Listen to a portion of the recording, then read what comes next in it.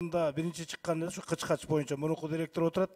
Ушундай комплектте кычкач беле ушуну тактап айтып койсо депутаттарга ушул болчу же бөлөк болчу деп. Анткени Жаманкулов депутатыбыз айтып атат, кайсы складтан аяктан алып келип койдуңар деген маалымат бар деген. Мурункусу отурат, Нурлан Өмүркулов, сиз ушуну ушундай комплектте көрдүңүз беле, кандай көрдүңүз тактап койсоңуз коомчу. Микрофонго чыксаңыз.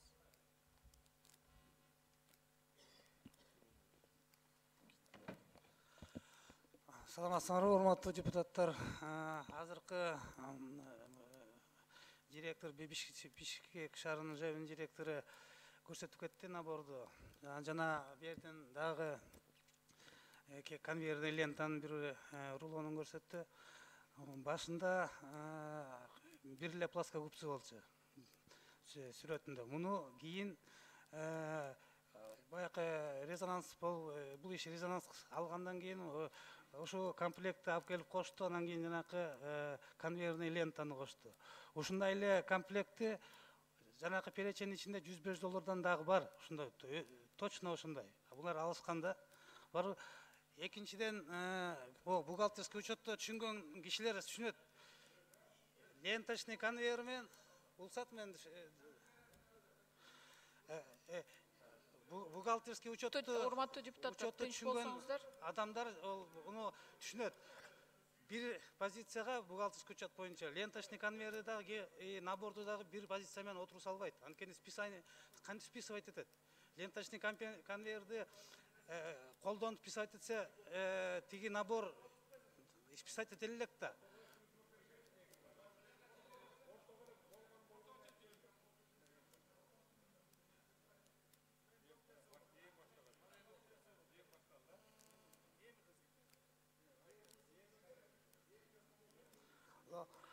Урматтуу депутаттар, азыркы айтып кеткендей, азыркы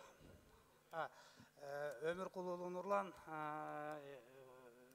Бишкек шаарынын ЖЭБинин мурунку директору.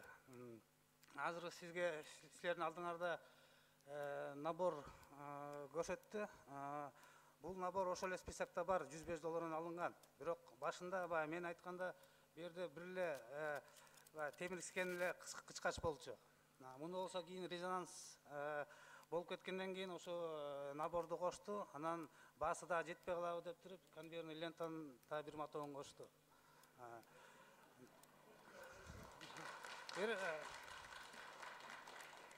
Мурун деле урматтуу депутаттар, силерди заблужденияга булар вводить этишкен. Азыр деле ошентип келатышат. Анткени ал жерде баягы позицияларын көрсөңөр, көп эле жерде ошондой завышенный бааларчы. Рахмат. Рахмат.